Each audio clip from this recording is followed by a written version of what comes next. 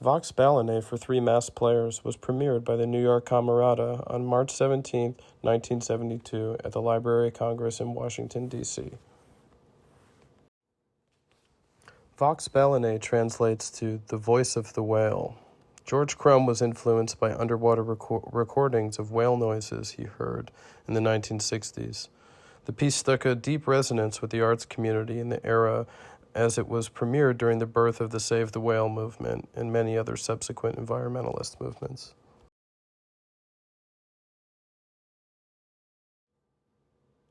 The opening flute cadenza of Vox Balanae incorporates several extended techniques, some of which involve singing and playing simultaneously. By combining these two voices together at the same time of the instrument and the voice of the instrumentalist, it creates a unique timbral effect that could be compared to the sound of a whale underwater. Let's hear more about this cadenza from flutist Sarah Jordan.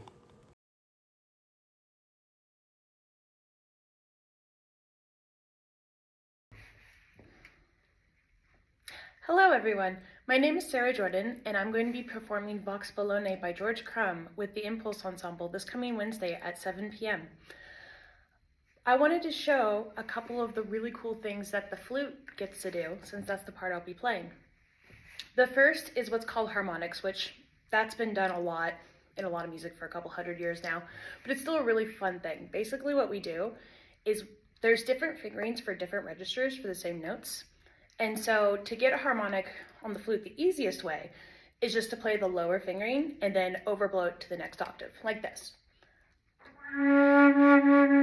Normal note.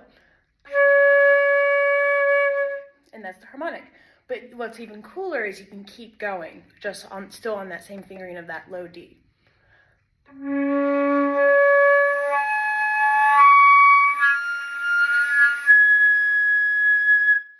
Gets kind of hard at the high register, but it's super fun.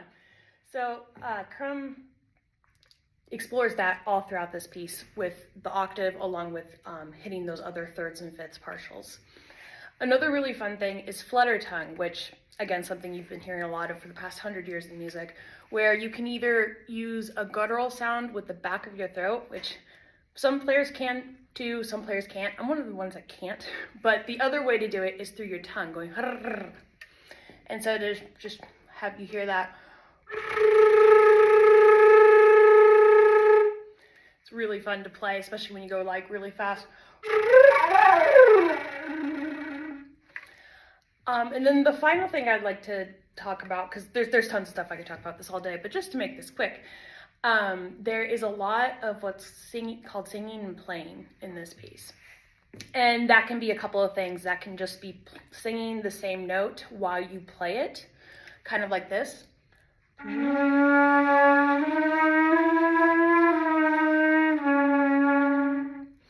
What's also really cool is you can sing different pitches while you're playing other pitches. So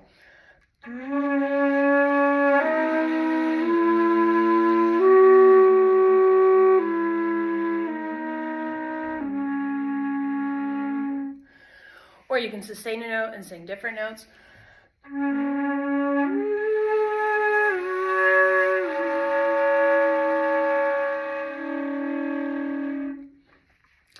And Crumb uses a lot of this, and one of the other things that he really does in this piece that's I think is super cool is he changes how much you sing into the flute. So what I just did was kind of like a 50-50 bounce, or at least that's what I was shooting for, but you can also do something like this.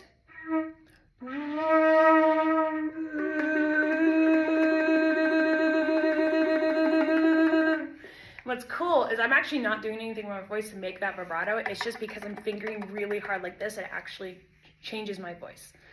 So to finish up real fast, I'm going to play a little bit of the beginning of this, which is a very long flute solo moment until everybody else comes in and joins me.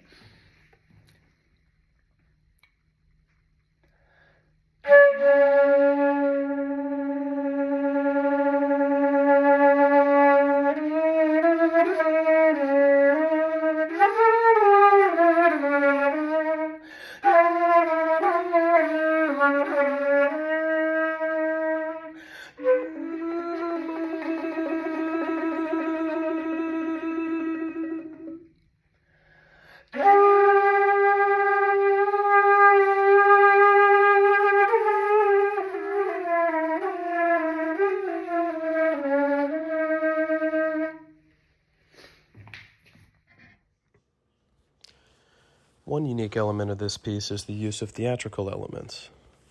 The masks that the performers are asked to wear are explained by the composer as, by effacing the sense of human projection, they are intended to represent symbolically the powerful, impersonal forces of nature. That is to say, nature dehumanized. Other theatrical elements include the optional suggestion to include blue lighting on the stage. One of my favorite theatrical elements of this work is the dramatic use of quoting Richard Strauss's famous Zarathustra theme. This is especially comedic in this setting because it's important to keep in mind that this work was premiered only 4 years after the release of Stanley Kubrick's 2001 Space Odyssey, which also famously makes use of that music. Let's hear this passage performed by the Impulse Ensemble from a recent George Crumb tribute concert called Otherworldly Resonances.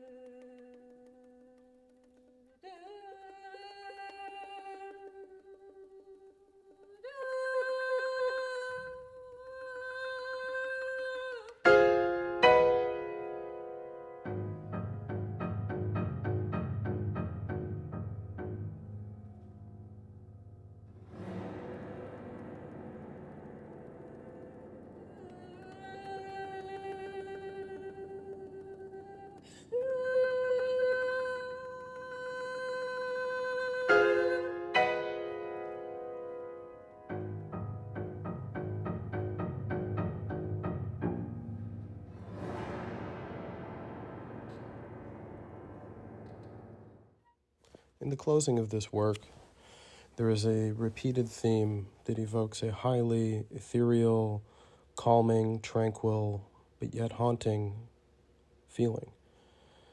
The composer also enacts one last theatrical element that I would like to use his own words to describe. The concluding C nocturne, marked serene, pure, transfigured, is an elaboration of the C theme. The piece is couched in the luminous tonality of B major, and there are shimmering sounds of antique cymbals played alternately by the cellist and flutist. In composing the C nocturne, I wanted to suggest a larger rhythm of nature and a sense of suspension in time. The concluding gesture of the work is a gradually dying series of repetitions of a 10-note figure. In concert performance, the last figure is to be played in pantomime to suggest a diminuendo beyond the threshold of hearing. Let's see this in action.